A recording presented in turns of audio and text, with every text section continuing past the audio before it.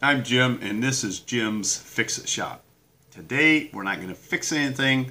We're going to do kind of a review on a tool that I bought. Actually, I haven't even got it out of the box yet. I've had it for about a week, but I just haven't felt good enough to do anything.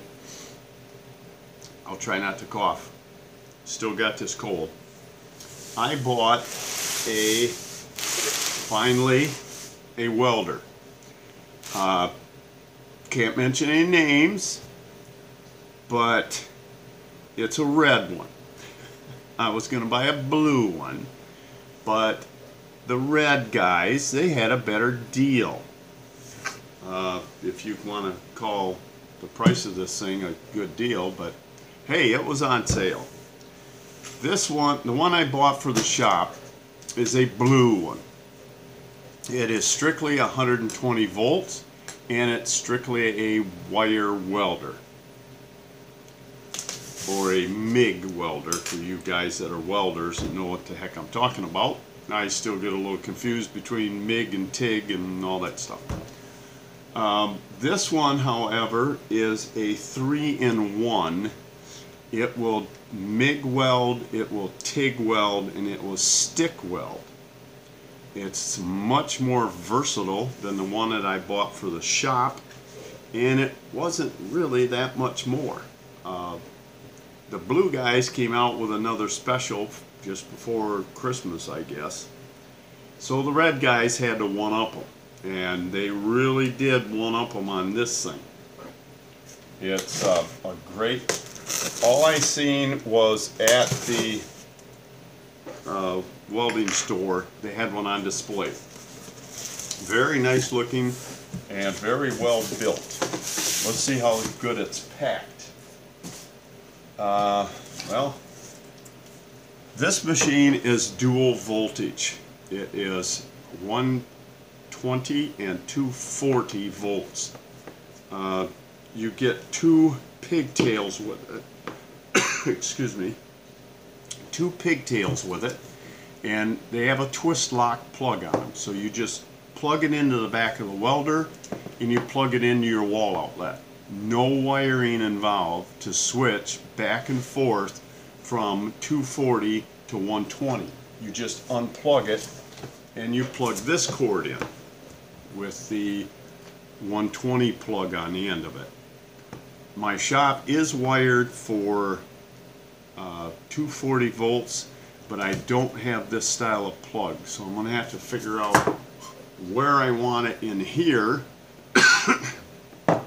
and put in a plug, and I'll have to put a plug in out in the lean-to on the end of the building where my wood furnace is, because that's where I'm going to set up the metalworking. But in the winter, it's just a steel roof on it, no insulation. This part of the building I shingled it because steel roofs always leak. That roof I siliconed the joints when I lapped them so it doesn't leak, but it does sweat. In certain conditions in the winter, the inside of the steel would get condensate on it and it drips down on everything in the room. So there's a lot of things in there I have to bring in here that I don't want wet. Now that's the two wires for the input. We have, this is the wire for the stick welding. Hey, I know that much about a welder. This is the ground wire and a package of clamps and some new tips for the wire welding. And here's the wire for the wire welding and the hose for the gas, shielding gas. When you're wire welding, you need argon with carbon dioxide mix. Now here's the gauge for the tank. Seems to be packaged very well. A lot of heavy cardboard. Here's some molded pieces of styrofoam. Now let's set this thing on the floor and we'll pull it out. Just because they put a handle on these things does not make them portable. That thing is heavy. Here's the back of it. That has the twist lock for the pigtails, depending on what power source you want to use. The inside, here's your feed for the wire. This is where the spools go. You get two spools of wire.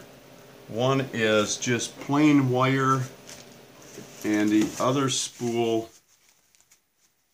is, they call it inner shield.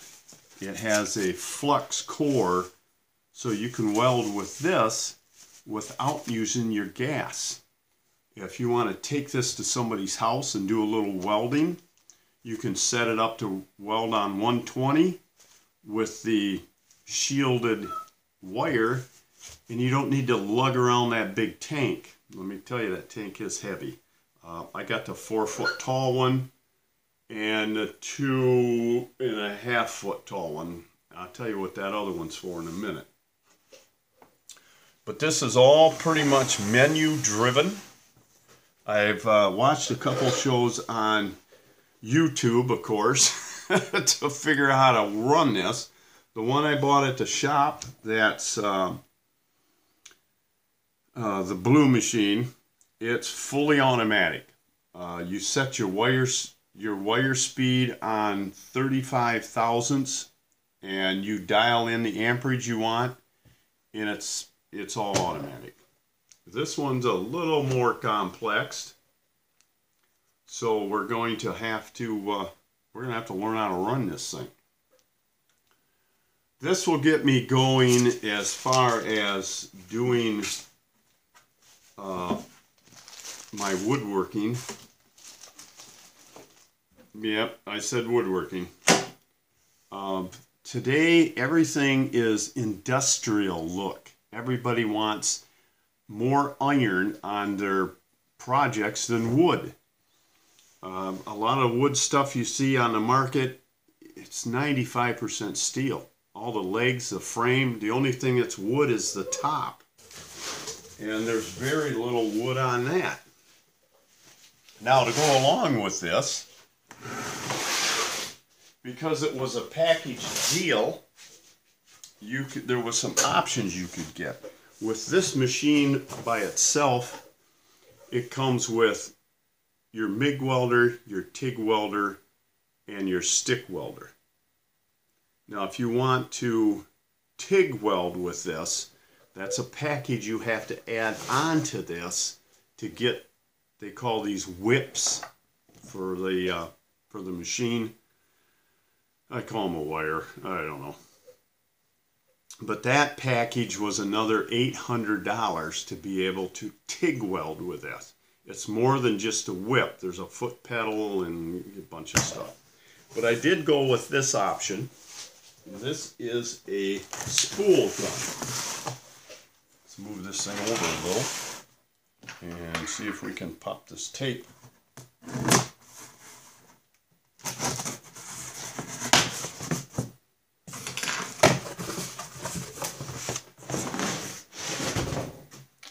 This is for welding aluminum. Hopefully this weekend I'm going to get a chance to do some playing with this thing, and I'll let you know how it works. This is the spool gun that you get one roll of aluminum wire. The aluminum wire is very soft from what I hear, and if you tried to put it in the machine and feed it through that 8-foot whip, the wire is so soft, the machine up in here is pushing the wire. It will wad up and get stuck inside of that wire, inside of your whip. And I guess it makes a real mess. So with a spool gun, the spool goes in here, and these rollers only have to feed it out, what is that, less than 10 inches. And you don't have any trouble with it as far as it binding up or getting stuck in there. So that's something we want to try out, along with this welder. The one we have at the shop, I do a lot of welding with as far as fixing guards, making guards. We used to make some long drills with coolant holes in them, and when we sent them out to get them heat treated, one end of the drill where the holes were had to be welded shut, so they were heat treated in a salt bath. And if the salt and salt water went up through the tubes, it would plug them up.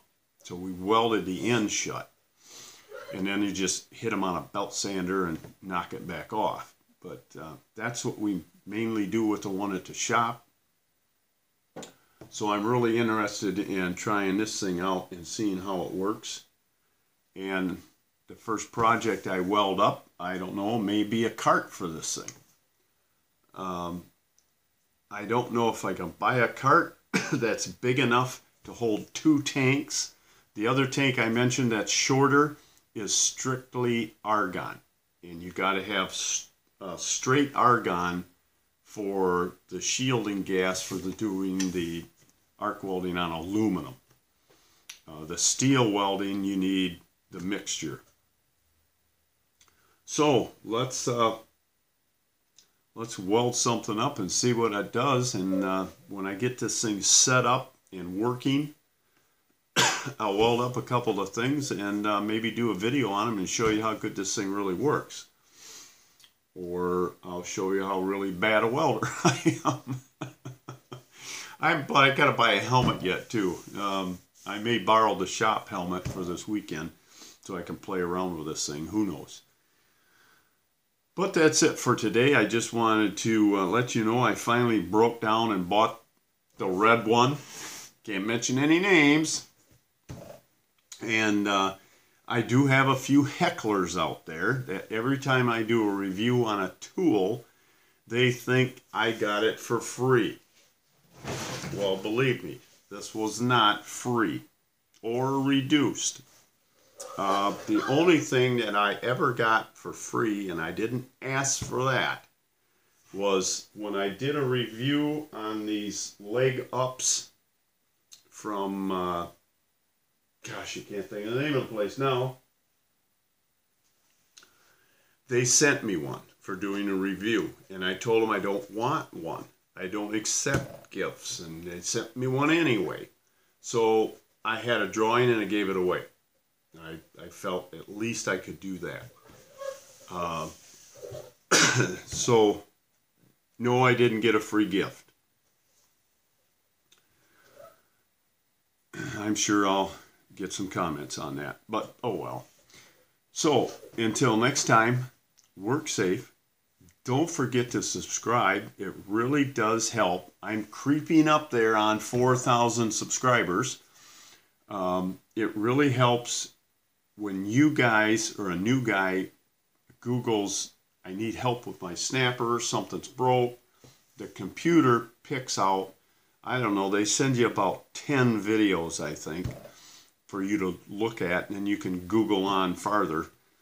But the computer randomly selects those videos from the amount of subscribers you have, the amount of thumbs up you have, and the amount of views you have. I have over 500,000 views, so that helps.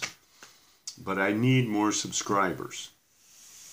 So if you enjoy watching these videos on repairing your snapper or anything else I put on, or if I've helped you save money by repairing this thing yourself, hit that subscribe button. It is totally free. Enough of that. So work safe, have fun, and hopefully we'll weld something on the next one. We'll talk to you soon.